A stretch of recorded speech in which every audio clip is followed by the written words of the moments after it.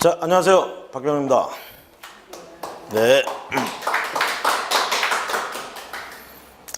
오늘 수업이 이제 마지막 수업이네요. 그렇죠? 제가 카페나 뭐 사이트 하나를 카페 같은 거 하나 만들려고 하다가 지금 못 만들었거든요. 나중에 만들면 카페 주소를 알려드릴 테니까 그때 다들 오셔가지고 저기 하시면 되겠어요. 제 번호는 전화번호 다 알려드렸죠? 네. 그 전화번호를 알려드렸으니까 여러분들이 저한테 문자나 이런 거를 전화번호를 남겨주시면 제가 카페 만들어가지고 여러분들한테 카페 주소를 알려드릴 테니까 이것도 인연인데 뭐 궁금하신 분들 이런 일들에 궁금하신 분들 뭐 이런 거 있으면은 사실 뭐 40몇 시간 한 번 해가지고 그냥 뭐 저기 한다는 게 믿음이 좀 그렇죠. 그래서 계속 궁금한 것들 이런 거 생길 거란 말이에요. 그런 것들 있으면 계속 연락하고 지내려면 카페 같은 게 상당히 도움이 되는 것 같더라고요. 제가 보기에는 전화 직접 하고 이런 건 사실 뭐 쑥스러워 하시는 것 같고 다들. 그래서 카페를 만들어 놓을 테니까 여러분들이 오셔가지고 틈틈이 오셔가지고 출석 체크도 잘 해주시고 그러면 되겠어요. 그리고 뭐 운영을 좀 해보고 싶으시다는 분들은 메일을 남기시면 그 말씀 남기시면 제가 운영진으로 바로바로 해드릴 이렇게 할 테니까. 그래서 자, 그리고 지금 뭐 미리 이게 켜져 있는데요. 요거는 오늘 수업의 후반부에 가서 인터넷 사이트 우리가 대법원 사이트하고 요걸 좀 들어가서 어떤 거 있는지 직접 한번 눈으로 시연해보는 이런 시간들 가지고요. 물건 한두 개 정도 나와 있는 것들 검토해보고, 그리고 대법원 사이트를 기준으로 해서 거기에 나와 있는 그 내용들이 뭘 의미하는 건지 이런 걸 좀 살펴보는 시간이 후반부에 있겠습니다. 제가 지금 이 수업의 후반부에 와서 지금 목소리가 갑자기 이렇게 돼가지고 이게 나이가 사춘기도 아닌데 변성기가 오는 건지 참 그렇습니다. 그래서 좋은 목소리로 끝까지 못해서 조금 죄송하고요. 자, 우리 지난 시간에 마지막에 10번, 11번 안 했죠? 8번, 9번까지 하고 10번, 11번 안 했죠? 자, 10번, 11번 마무리 좀 해보고요. 우리 또 교재 뒷부분 마무리 좀 하겠습니다. 자, 10번에 보시면 낙찰가 1억 4천 뭐 이렇게 예정을 해보고요. 아파트 이렇게 돼 있습니다. 국민은행 이렇게 돼 있고요. 정일미라는 사람이 뭐 채무자가 돼 있고 국민은행이 채권자죠. 그 다음에 경매 신청한 채권자입니다. 그 다음에 이제 우성민이라는 사람이 소유자가 되겠고요. 이것도 이제 결국 물상 보증인이다 이렇게 얘기할 수 있겠죠. 물건으로 보증 섰구나라는 거. 결론적으로 만약에 이런 식으로 우리가 저당권을 설정하고 돈을 빌려준 사람이 있다. 채무자 재산이 아닌 제3자 재산에 저당권을 설정하고 돈을 빌려줬다. 자, 그랬을 때 이런 관계죠. 갑이 채무자가 되고 을이 채권자가 되는 관계에서 자, 담보를 설정하려고 그러는데 재산이 없어요. 그래서 A라는 뭐 친구든 뭐 사돈이든 8천이든 해가지고 A 재산에 부동산에다가 저당권 설정하고 돈은 여기로 빌려줍니다. 그렇죠? 이러면 자, 우리가 요 저당권은 존재 이유가 요 채권을 담보하는 거죠. 보호하는 거고. 자, 이렇게 되면 여기가 채무자고 요 사람이 보증인이에요. 물상 보증인. 이렇게 됩니다. 만약에 변제를 안 한다. 그러면 어떻게 해요? 저당권 실행을 시키겠죠? 저당권 실행. 꼭 경매 들어가잖아요. 요거. 요 경매 들어갔는데 이럴 수가 있어요. 채권액은 3억인데 여기서 이제 배당받은 게 1억밖에 안 된다. 낙찰돼가지고. 나머지 2억 남은 건 어떻게 되느냐 이 얘기죠. 더 이상 이쪽은 책임이 없습니다. 아시겠죠? 물건으로 책임지는 거고 더 이상 책임이 없고 이쪽에 나머지 2억에 대해서 계속 청구를 해야 된다. 이렇게 되는 거예요. 빨리 갑의 다른 재산을 찾아봐야 됩니다. 그 다음에 A는 자기 물건 팔렸죠 지금. 그렇죠? 그래가지고 1억이라는 것을 갚아준 거예요 지금. 그러면 그거에 대한 구상권을 행사할 수 있다 이렇게 됩니다. 그럼 이제 이런 문제가 됩니다. 여기에 지금 이 사람이 저당권을 했는데 1순위였어 을이. 2순위에 가서 A가 저당권 설정하고 A가 아니라 B가 저당권 설정하고 이 사람에게 돈을 빌려줬다. 그럼 이 사람도 여기서 배당을 받는 겁니다. 이거는 자기가 채무자죠. 그렇죠? 이거는 구상할 수 없는 건 당연한 거고요. 그래서 대신 갚아준, 이 물건을 갚아준 그 돈에 대해서는 구상권을 행사하게 된다. 이렇게 얘기를 했습니다. 그래서 물상보증인이 있는 경우에는 이런 관계들로 간다 보시면 되겠고요. 자, 소재지 노원구 하계동 뭐 이렇게 돼 있고 장미아파트 뭐 이렇게 돼 있습니다. 장미아파트. 그 다음에 뭐 주변 상황 그렇고요. 면적을 보시면 대지하고 건물 이렇게 있고요. 그 다음에 준공 뭐 15층 아파트 이렇게 돼 있습니다. 그 다음에 등기부상 권리에 보니까 근저당이 2개 나와 있고요. 임차 관계가 보니까 임차인이 1명 있습니다. 임차인이 김찬우. 자, 그리고 뭐 감정평가액 나와 있고, 그 다음에 2번 유찰돼서 지금 현재 최저가가 경매 감정평가액 64%까지 내려와 있는 상황 이렇게 되어 있습니다.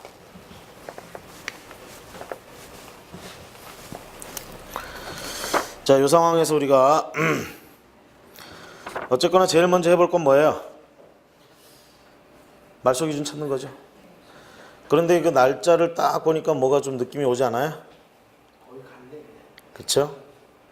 날짜를 보니까 뭔 느낌이 오죠? 그래도 한번 써봅니다. 말소 기준 뭐죠? 근저당 2009년 2월 20일 1억 2천만 원. 공문은행.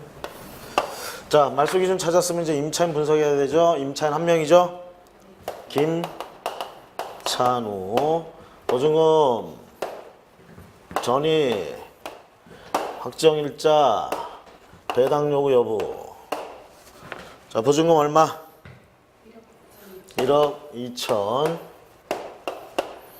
채권액과 똑같네. 그쵸? 그 다음에 전입일이 언제예요? 2009년 2월 19일. 그 다음에 확정일자. 다음날 가서 확정일자 받았네요. 배당 요구 했나요? 했습니다. 자, 여기 뭐 아파트 같은 경우는 우리가 제가 뭐 첫날 얘기했듯이 권리 분석이 쉽고 그런 이유가 임차인이 되게 1명이에요, 1명. 그러니까 뭐 날짜, 숫자. 우리나라 사람들이 이게 수학이나 이런 거 열심히 공부를 하지만 숫자에 좀 많이 약한 것 같아. 숫자가 나오면 자꾸 헷갈려. 그렇죠? 그래서 요거는 좀 비교적 적기 때문에 헷갈릴 일이 없어 보입니다. 자, 그러면서 느낌이 오셨을 거야 아마. 요 비슷한 날짜들 요거 어떻게 처리하느냐. 뭐 겁날 거 없죠. 차분히 처리하면 되지. 어떻게 해요? 자, 먼저 김찬우 임차인을 분석할 때 어떻게 합니까? 대항력 있는지 봐야 되고요. 우선 변제권 행사했는지 봐야 되고 최우선 변제권이 있는지 없는지 이거 살펴봐야 됩니다.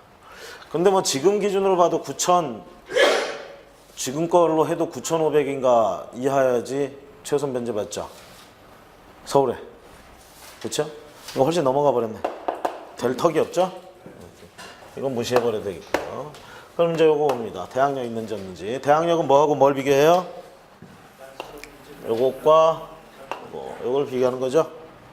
그렇죠? 자, 근저당은 대항력이 언제 발생해요? 말소 기준 2월 20일. 김찬우의 대항력은 언제 발생했어요? 20일 0시. 자, 20일을 갖다가 24시간으로 쪼개보면 여기가 0시고 1시, 2시, 3시 뭐 해가지고 여기 9시쯤 되겠죠? 우리가 이제 근무 시간이 언제냐 이거예요. 9시부터 공부하죠? 이건 아무리 빨리 돼도 9시예요. 이건 아무리 빨리 돼도 9시.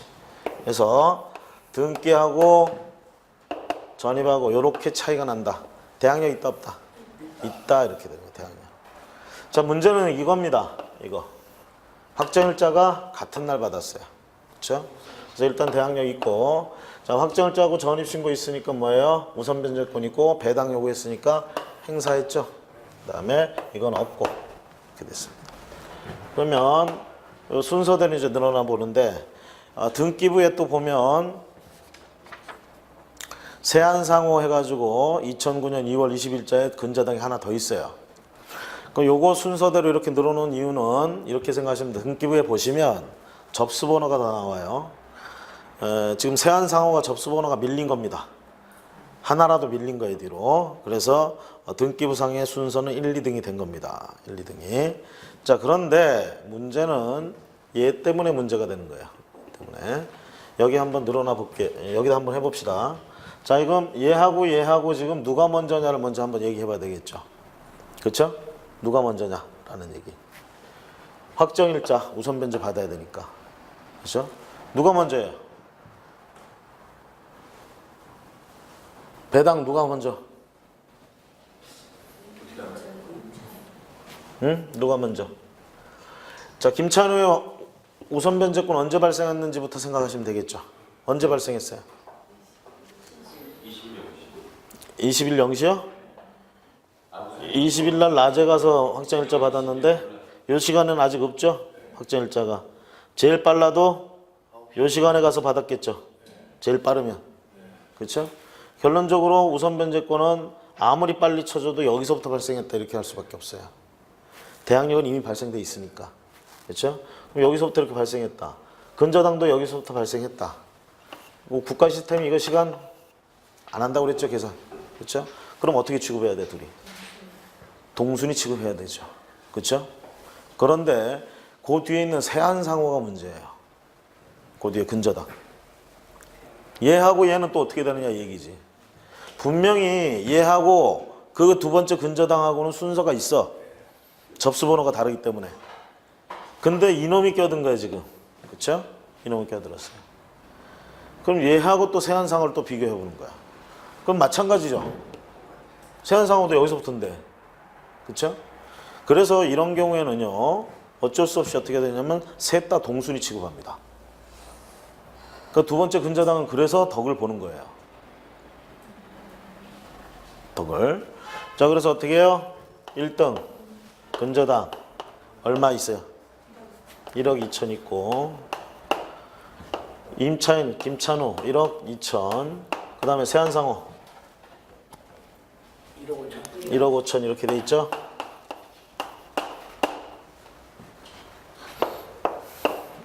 낙찰가 1억 4천만 원을 요 비율로 나눠야 됩니다.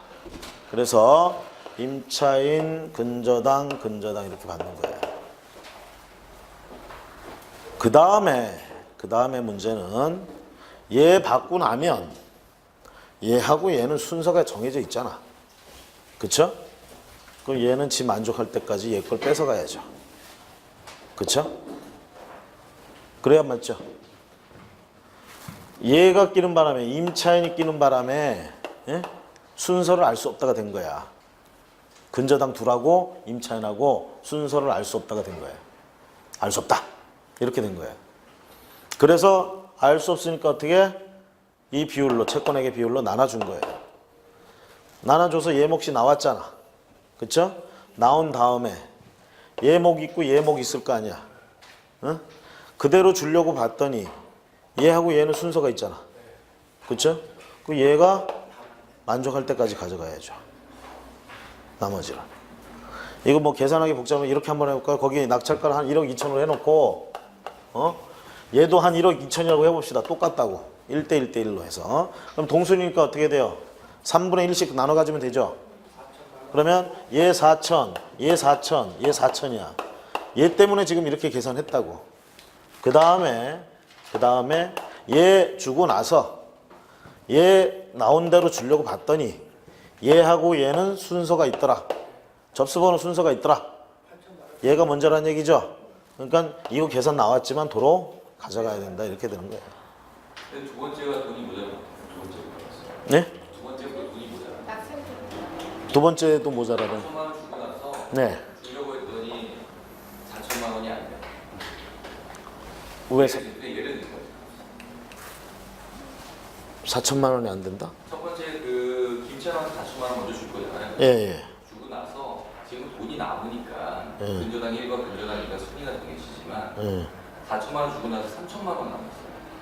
그렇게 계산이 나올 수가 없죠. 처음에 계산을 얘들을 한 순서로 놓고 비율이 한번 예. 바뀌는 거니까. 1대 1대로 했어요. 그러면 4천 나오고 4천 나오고 4천 나왔죠, 계산이. 계산이 일단.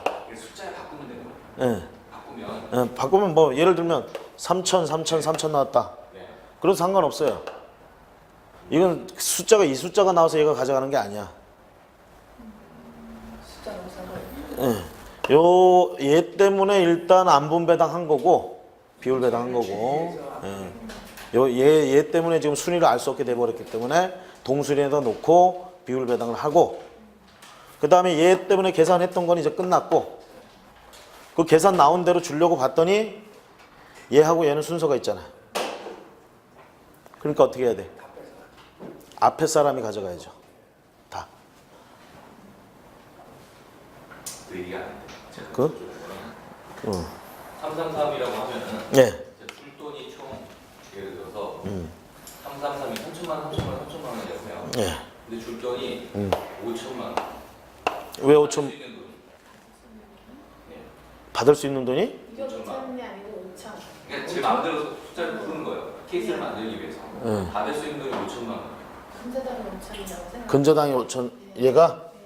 얘가 그러니까 아. 5천만 원이라고요. 누가 순위가 먼저냐라는 얘기가 그렇게 되는 거예요. 그럼 얘가 채권액이 5천만 원이고 얘도 뭐 5천만 원 하고 해서 어쨌든 간에 얘가 받고 남으면 네. 남은 거는 얘가 가져가야지. 근데 사실 근저당 1위랑 김찬호하고는 순위의 차이가 없잖아요. 근데 김찬호한테 무조건 먼저 준다가 맞냐라는 거예요. 아, 지금 먼저 준다라는 게 아니라 계산은 일단 하고 셋을 동시에 주는 거예요, 사실은. 주는 거야. 얘는 계산 나온 대로 주는 거야. 그리고 얘도 계산 나온 대로 주려고 봤더니 얘가 뒤로 후순위더라 이 얘기야. 그러니까 셋을 나란히 세워놓고요. 자, 4천만 원씩 딱 이제 계산 나왔어요.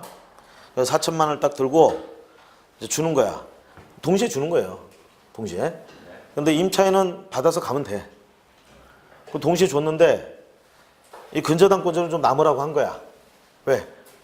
니들은 순서가 있잖냐. 임차인은 순서가 똑같아가지고 그냥 계산 나온 대로 받았으니까 가고. 그렇죠? 아시겠죠? 그러니까 이 상태에서 지금 줬다가 뺏는 거야 다시. 응, 뺏어서. 응. 여기 만족할 때까지 다 주는. 그렇게 돼. 그래서 세분화해서 그 배당을 세분화해서 보면 그렇게 돼요. 자, 동순위 이런 거 나와도 이런 날짜들 나와도 이제는 별로 거부감이 없으시죠? 어떻게 생각하면 돼요? 우선 변제권이 언제 발생했느냐만 찾으면 돼요. 언제 발생했느냐. 요거는 대항력이 0시부터 발생을 했고 20일. 요거는 20일 날 낮에 가서 확정일자 받았다는 얘기 아닙니까? 그렇죠? 그럼 대항력이 발생돼 있는 상태에서 확정일자를 얹었으니까 어떻게 돼요? 어떻게 돼? 우선 변제권 발생하는 거지 그때부터. 어? 그때부터. 자, 그렇게 생각을 하시면 되겠습니다. 임차인은 저렇게 동률하면은 자기 돈 1억 2천 다 못 받았잖아요. 지금 이 예제로 보면 예, 예. 그러면 대학력이 또 갖고 있으니까. 그렇죠. 네? 이제 그거까지 얘기를 해야죠, 이제. 네, 낙찰이 안 지금 예를 들어서 4천만 원밖에 못 받았다. 1억 2천인데 8천만 원 남았잖아요. 이 사람 뭐라고 그랬어요? 대항력 있다고 그랬어요? 없다고 그랬어요? 있다고 그랬죠? 그러니까 배당 순서를 얘기하면 1등에 셋이서 나란히 들어가 있다가 계산 나오면 얘 임차인 받아가고 얘가 다 가져가 버리고 얘는 한 푼도 못 받고 끝나고 배당은 일단 그렇게 끝났어요. 그 다음에 김찬호는 어쨌든 일부밖에 못 받았으니까 나머지 부분에 대해서는 어떻게 해요? 대항력을 가지고 낙찰자한테 대항한다. 그러니까 저렇게 계산 딱 나오면 8천만 원 더 들어가겠구나 이렇게 되는 거죠. 실질적으로 2억 들어가는 거죠. 그죠? 강력가가 거의 다네. 이게 판례에 의한 거예요? 아니면 왜냐면 법적 법적인 기준, 순서 기준이 음. 없이 임의로 만드는 상황이 자, 이 얘기를 할게요. 우리가 이거 배당 연습하는 거 이거는요. 쉽게 얘기하면 사람들이 공부를 할 때 어디 한 군데 딱 가서 어떤 책에 안에 이런 게 다 나와 있으면 다들 공부를 해요. 그거 보고. 근데 중요한 건 지금 제가 이렇게 하는 이런 것들은 근거 없이 하는 게 아니라 법령에 근거를 두고 하는데 이 법이 흩어져 있어요. 그러니까 사람들이 공부를 잘 안 하게 되는 이유가 한 군데 안 모여 있어. 흩어져 있어. 다른 데 있는 이론들을 이렇게 짜 맞춰가지고 순서를 잡은 거예요. 이게 한 법에 딱 있어가지고 배당 해가지고 뭐 예를 들어서 배당은 이렇게 한다 해가지고 1조부터 해가지고 쫙 이렇게 했으면 사람들이 그거 딱 공부하면 돼. 그것만. 공부하기도 편하잖아. 다른 거 조사할 필요 없이. 그것만 딱 들여다보면 되는데 지금 그렇게 만들어져 있는 법은 없어요. 그렇게 만들어진 법은 없고 주가 된다 그러면 민사집행법에 배당에 대해서 채권하고 물권하고 누가 우선이냐 이 정도 얘기 나와 있고 나머지는 권리관계나 이런 거 얘기할 때 틈틈이 나오는 다른 데서 전문들 그걸 전부 짜집기 해가지고 요게 나온 거예요. 그러다 보니까 이제 또 무슨 문제가 생기냐면 문제라기보다는 자 이렇게 하니까 이제 잘 모르면은 뭐예요 억울한 거 같고 막 그러잖아. 어쨌든 못 받았으니까 그럼 이의 신청 들어가고 이런단 말이에요. 그러면 이제 판사들이 이렇게 연구한 걸 가지고 판사들이 또 판결을 내리는 거야. 이렇게 해서 이게 더 우선하고 이게 이렇게 되니까 이게 배당이 맞다. 이렇게. 그래서 그런 걸 근거로 지금 설명을 드리는 거예요. 실제로 법원에서 이 배당표 작성하고 하는 사람들이 앉아가지고 지금 여러분들이 하듯이 이런 식으로 하는 거예요. 배당표를 작성을 해. 실제로 배당표는 더 보기 어렵게 돼 있어. 표가 자체가. 근데 계산 방식은 이런 식으로 해가지고 표에다가 기입을 합니다. 배당표가 그렇게 작성이 되면 공고를 하게 돼 있고요. 그럼 배당 기일이 잡힙니다. 그러면 이의가 있는 자들은 배당 기일까지 출석을 해가지고 이의를 제기를 해야 돼요. 이의 신청. 아니면 아무것도 안 하고 있으면 배당표를 수긍한 걸로 인정하고 배당금이 나온다. 거기에 이제 덧붙이자면 저번에도 한번 얘기했지만 가압류권자 같은 경우에는 배당금이 있어도 바로 배당 기일날 돈을 내주지는 않는다고 했어요. 왜냐하면 가압류는 임시라는 뜻이라고 그랬잖아요. 임시 압류한 거야. 그러다 보니까 그런 채권액이나 이런 것들이 공적으로 인정받은 채권액이 아니에요. 급하니까 채무자 재산이 다른 데로 도망갈까 봐 가압류를 결정을 해준 거야, 법원에서도. 그러다 보니까 누구 말만 들었어요? 채권자 말만 들은 거야, 일단. 그럼 채권자는 자기 하고 싶은 얘기를 다 했겠지. 근데 그게 100% 채권액이라고 할 수는 없잖아. 검토를 받아봐야 될 거 아니야. 그 검토가 뭐야? 본안소송이에요. 그래서 가압류권자는 필연적으로 청구소송을 제기해야 되고 그 청구소송에서 채권액이 확정됩니다. 그럼 이제 그 금액을 받게 된다. 이렇게 보시면 되겠어요. 자, 이해 가시죠? 오늘 다들 마지막 날이라서 그런지 표정들이 침울해요. 응? 벌써 정들었어요, 우리가? 응? 정들 만큼 우리가 그랬나? 응? 사람이 또 만나면 헤어지면 또 만나고 그러는 거죠. 뭐, 그리고 우리가 영원히 안 볼 건가? 안 볼 수도 있겠구나. 어쨌든, 처음에 말씀드린 것처럼 앞에 만들어 놓고 저기 할 테니까 문자들 남기세요. 전화번호 이런 것들. 성함하고 전화번호하고 좀 남겨주시면 제가 카페 주소 보내드리겠습니다. 자, 11번째입니다. 예제 11번째. 근린생활시설이고요. 근린주택이라고 할 수 있겠네요. 근린주택. 이거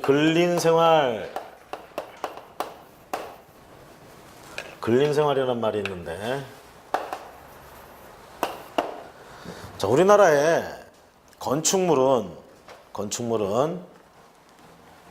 모든 건축물은 이런 다양한 건축물들은 어디서 정의를 해놨을까요? 이런 건축물이 있다, 저런 건축물이 있다 이런 건 어디서 얘기를 해놨을까? 건축법. 간단해요, 건축법. 건축법에 가면 건축법 시행령 별표일이 있어요. 거기 보시면 용도별 건축물 해가지고 28가지 용도별 건축물들이 나와요. 대한민국에서 만들어진 건축물들은 그 28가지 용도 안에 다 들어간다고 보시면 돼요. 일단은 기본적으로. 그 여러분들이 알고 있는 지금 우리가 주택 구분할 때 어떻게 하죠? 단독주택하고 공동주택. 초반에 이거 설명드렸죠? 단독주택과 공동주택 이렇게 구분을 합니다. 뭐 자잘한 건 빼고 얘기하면 단독주택은 어떻게 해요? 말 그대로 단독하고 다가구 주택이 있어요. 요즘은 요걸 갖다 많이들 원룸, 투룸이라는 말로 많이 쓰는데 조심하실 건 원룸, 투룸이라고 해도 요게 다가구가 아닌 다세대가 될 수도 있어요. 자, 여기 공동주택은 뭐예요? 아파트가 있고 연립이 있고 다세대 이렇게 있습니다. 이렇게 있고요. 뭐 기숙사나 이런 건 자잘한 건 빼고 그냥 이런 것만 가지고 얘기해. 개인이 가진 것만 얘기하면 이렇게 있어요. 요놈하고 요놈이 규모가 비슷할 수가 있어요. 여기는요 4층까지예요. 주거용으로 쓰이는 공간이. 5층부터는 아파트라고 불러요. 5층 넘어가는 건물은 아파트라고 부르고 4층까지는 연립 아니면 다세대고 연립은 뭐라고 불러요? 연립하고 얘는 또 어떻게 구분해? 660이라는 말을 가지고 구분합니다. 660 연면적 각 층의 면적이 660점 합쳐서 660이 넘어가면 얘고 안 넘어가면 얘야. 그러면 다가구는 또 어떻게 정의되느냐? 얘는 주거용으로 쓰는 공간이 3층 이하예요. 그러면서 얘도 전체 연면적이 660제곱미터 이하야. 그러면 다세대는 4층까지가 다세대라고 그랬잖아요. 그럼 3층짜리 지을 수 있다 없다? 다세대 있죠? 그럼 3층으로 지었어 다세대를. 그리고 660제곱미터 이하로 했어 연면적을. 그러면 겉으로 보면 이놈하고 똑같아요. 그런데 분명한 건 이쪽은요 등기가 구분 등기예요. 이쪽은 일반 등기예요. 표제부 하나, 여긴 표제부 둘. 그리고 이쪽은 집합 건물이라고 불러. 이쪽은 그냥 단독주택이라고 부르고. 그리고 여기는 호수별로 어떻게 해요? 개별 물건 취급해요. 여기는 원룸 보세요. 101호 102호 잔뜩 붙여놨잖아. 그렇게 해도 전체가 하나예요. 그러면서 얘기했잖아요. 판례에서 살펴봤잖아요. 만약에 주소가 잘못됐을 때 판례 있었잖아요. 주소가 잘못됐을 때 집원까지만 맞으면 돼요. 여기는 호수까지 정확하게 맞아야 돼. 그 호수가 다른 물건이에요. 서로 얘들은. 여기는 그냥 집원 안에 어딘가 있다 이렇게 되는 거야 그냥. 그렇기 때문에 가능하다. 이렇게 나누고 자 구분 등기한다 이럴 때요. 이런 걸 또 집합건축물 그 집합건물의 관리 및 소유에 관한 법령 이쪽 보면 집합건물이라고 부르면서 공동주택만 있는 게 아니에요. 집합건물은 상가들 있죠. 상가들 점포별로 분양 개별로 분양을 해. 그럼 얘들도 똑같이 표제부가 둘 나오고 갖고 울고 이렇게 나와요. 구분 등기가 된 거야 그러면. 걔들도 어떻게 돼요? 얘처럼 취급되는 거야. 그래서 집합건물이라고 부르면 공동주택만 있는 게 아니라 그런 구분 등기가 된 상가 건물들도 포함을 하는 겁니다. 의미를 아시겠죠? 그렇죠? 이런 얘기가 건축법 별표 시행령 별표 1에 얘가 28가지 중에 첫 번째예요. 얘가 두 번째고 1호가 단독주택이고 2호가 공동주택이에요. 3호가 뭐냐? 제1종 근린생활시설 4호가 제2종 근린생활시설 이렇게 돼요. 제5호부터는 나도 몰라요. 뭐 문화집회시설, 종교집회시설 뭐 해가지고 쫙 해서 28가지까지 있는데 그래서 이런 것들은 외우고 자식할 거 없습니다. 그냥 그 별표 다운받아가지고 프린트해서 보시면 돼. 어떤 건축물이 어디에 들어갈 수 있느냐 이런 건데 그러면 근린생활시설이라는 의미가 뭐냐라고 했을 때요. 말 그대로 우리가 주거생활을 하는데 식료품도 사서 먹어야 되고 병원도 가야 되고 운동도 해야 되고 뭐 이러잖아요. 그런 시설이 들어갈 수 있는 건축물이다 해서 근린생활시설이라고 하는 거야. 그럼 1종하고 2종의 차이점은 뭐냐? 되게 보면 1종이 되게 규모가 얘보다 좀 작아요. 그리고 업종이 좀 달라. 이쪽이 조금 더 뭐랄까 헤비하다고 그러나 조금 더 심각한, 이쪽은 좀 가벼운 환경적인 친환경적인, 이쪽은 좀 덜 친환경적인, 이렇게 얘기할 수 있어요. 병원 의원을 취급해도 여기는 개인 병원 쪽이면 여기는 종합 쪽에 가까워. 이렇게 구분이 돼요. 1종하고 2종하고. 여기서 이제 여러분들이 하나 조심하실 거는요, 경우에 따라서는요, 한 건물 안에 같은 업종이 못 들어가는 수가 있어요. 어떤 업종은 한 건물 안에 몇 제곱미터 이상이 있으면 안 되는 그런 규정들이 있어. 그래서 예를 들어서 뭐 체육시설을 한 건물 안에 1000제곱미터 이상 할 수 없다. 그러면 누가 들어가서 먼저 1000제곱미터 차지하고 하고 있으면 그 건물엔 다른 사람이 체육시설 못해요. 영업을 못하는 거야. 헬스클럽을. 그래서 여러분들이 나중에 상가 건물 같은 거 경매를 하든 뭐를 하든 간에 내가 무슨 장사를 하고 싶다. 그래서 상가를 하나 분양을 받는다든가 아니면 경매로 낙찰을 받아서 하고 싶다. 그럴 때 항상 조심해서 이렇게 내가 하려는 그 업종이 그런 데 해당이 되는지 안 되는지를 확인하셔야 돼요. 기초적으로 확인한다 그러면 건축법 별표 시행령 별표 1호를 확인하시면 돼요. 여기에 이걸 비교해 보시면 돼요. 거기에 나와 있는 업종인지 아닌지 아시겠죠? 자, 이렇게 하고요. 이렇게 1종 근린생활, 2종 근린생활 시설 있고 나머지는 이제 뭐 종교 시설이라든가 문화체육 시설 뭐 해가지고 큰 시설들 있죠. 그런 거에 대해서 쭉 이렇게 나와 있습니다. 장례 집회 시설 뭐 이런 것들도 다 있고요. 28가지가 이렇게 있다. 그럼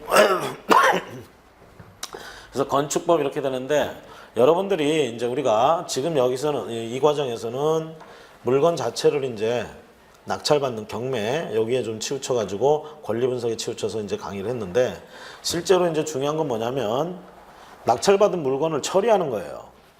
그렇죠? 처리하는 거. 가장 흔하게 여러분들이 생각하시는 건 뭐예요? 파는 거잖아. 그렇죠? 싸게 사서 비싸게 파는 거. 이거 하나 생각하고 있잖아요. 실제로 이제 그거에 포커스를 맞춰서 가는 거기 때문에 파는 쪽, 그러니까 처리하는 쪽은 별로 신경을 안 쓴다고. 그냥 비싸게 팔리겠지. 이렇게 가는데 실제로는 우리가 부동산 컨설팅을 한다 그러면 그 파는 거 말고도 다른 방법의 처리. 그러니까 쉽게 얘기하면 그걸 소유하고 실제로 사업을 거기서 해나가는 이런 것까지 고민을 하는 이게 이제 진짜 진정한 컨설팅이 되겠고 그러니까 경매라는 건 아주 극히 일부예요. 부동산에 있어서. 부동산을 구입하는 일부의 하나 장치 방법일 뿐이야. 그 방법을 아주 여러분들이 진짜 열심히 배운 거예요 지금. 열심히 배운 거예요. 그래서 결과적으로는 어떻게 처리하느냐 둘 중에 하나 그냥 팔아버리거나 아니면 가지고 하거나 그렇죠? 그 가지고 하는 방법도 둘이에요. 임대를 그냥 놓는 거거나 본인이 직접 운영하거나 그렇죠? 운영하거나 임대하거나 그거는 이제 다들 사람마다 틀려 선호도가. 저 같은 사람은 굉장히 귀찮아하는 사람이라 팔아버려 그냥. 아 신경 쓰기 싫어. 팔아버리고 그래서 이제 좀 더 사람들과 관계 맺고 이렇게 이런데 좀 저기 하고 이런 걸 괜찮아 하는 사람들은 두 번째 방법도 괜찮은 거죠. 임대를 계속 하던가 아니면 본인이 이제 어떤 기술이라든가 이런 게 있다면 그렇죠? 하다못해 이제 바리스타다. 커피숍을 하나 하고 싶다. 그렇죠? 그러면 권리금 비싸게 주고 들어가서 하는 것도 물론 좋겠죠. 조심하실 건 이게 우리가 저 부동산 쪽에서는요 싼 게 비지떡이다 뭐 이런 말이 있어요. 그렇다면 거꾸로 그럼 비싼 게 좋은 거냐? 이게 그럴 수도 있고 아닐 수도 있어요. 거품이 잔뜩 낀 거 잘못 잡으면 평생 후회하게 됩니다. 그걸 조심하셔야 돼. 물론 싼 게 비지떡이긴 해요. 싼 게 비지떡인데 그런 거 생각해 볼 수도 있습니다. 자기가 하려는 장사나 이런 거 직접 할 때는 또 고려를 해봐야지. 이게 사람들을 많이 유인하는 것이냐 아니냐. 사람을 많이 방문하게 해야 되는 거냐 아니냐. 뭐 굳이 사람들이 많이 방문할 필요가 없다 보면은 번화가에다 막 유동인구 많은 데다 그런 거 할 필요 없죠. 그렇죠? 저기 한가진 데 가서 할 수도 있단 말이에요. 그런 걸 다 고려해 가면서 일단 경매를 들어서 권리 분석을 하고 물건을 구입하는 거고. 그렇죠? 그 물건을 가지고 처음에 계획 세운 대로 팔아치울 건지 뭐 할 건지 는 거. 특히 상가 같은 건 낙찰받을 때는요. 그거 고민을 해보셔야 돼요. 그냥 야 여기 사람 많이 지나다녀 목 좋아 이 정도만 안 되고 권리 분석 당연히 해야 되고요. 사람 많이 다니 이것만 가지고는 안 돼요. 이렇게 한번 생각해. 거꾸로 내가 이 점포가 내 거라면 내가 여기서 장사를 한다면 사업을 한다면 뭘 할 건가 그걸 한번 고민해 보세요. 그래가지고 아 요걸 하면 여기서는 장사가 될 것 같다. 그렇게 답이 서면 그 물건을 관심을 가지고 낙찰을 받거나 하는 게 좋습니다. 근데 내가 생각해봐도 깝깝해. 뭘 해도 안 될 것 같아. 그걸 왜 받아? 내가 그렇게 생각하면요 남들도 그렇게 생각을 해요. 응? 내가 좋게 생각하는 물건은 남들에게도 좋게 보입니다. 일단 기본적으로. 근데 그런 물건을 낙찰받아야지 그냥 싸다고 그냥 받았어. 근데 이 참 깝깝해. 어디다 써야 되는지. 응? 골칫덩어리인 거죠. 그렇다고 판다고 해도 팔리는 거 안 팔린단 말이야. 왜? 할 게 없는 데니까. 그만큼 싼 데는 다 이유가 있는 거예요. 그래서 싸다 뭐 해가지고 그런 것만 보고 들어갈 것이 아니라 싸고 비싸고를 떠나서 진정한 값어치가 있느냐 없느냐는 쓸모가 있느냐예요. 결론적으로. 쓸모 이런 거 판단해 보시라.